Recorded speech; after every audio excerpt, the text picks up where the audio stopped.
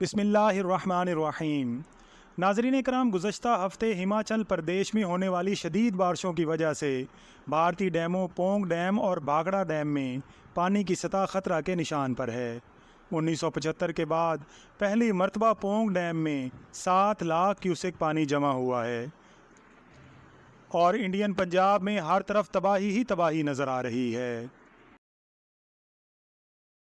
دریائے ستلج پر آج 20 اگست کی تازہ ترین صورتحال کے مطابق گنڈا سنگھ 22.5 فٹ پر ہے، جبکہ پانی کا بہاؤ 2,22,955 کیوسک ہے اور اس میں مسلسل کمی آ رہی ہے، جبکہ ہیڈ سلیمانکی پر پانی کی آمد 1,22,687 کیوسک اور اخراج بھی 1,22,687 کیوسک ہی ہے اور اس میں مسلسل اضافہ ہو رہا ہے، جبکہ ہیڈ اسلام 32,072 کیوسک اور اخراج 30,142 کیوسک ہے اور ہیڈ سائفن 40,249 کیوسک پر چل رہی ہے۔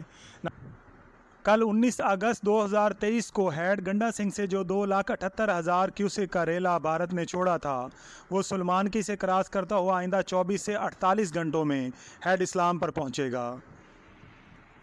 ناظرین، التماس ہے کہ آزمائش کی اس گھڑی میں صبر و تحمل کا مظاہرہ کریں اور صاحب ثروت حضرات سے اپیل ہے کہ دل کھول کر اپنے بھائیوں کو خوش آمدید کہیں۔ اللہ تعالیٰ سے دعا ہے کہ اللہ تعالیٰ اس سیلاب کی تباہ کاریوں سے ہماری حفاظت فرمائے اور ہمیں ثابت قدم رکھے۔ آمین یا رب العالمین۔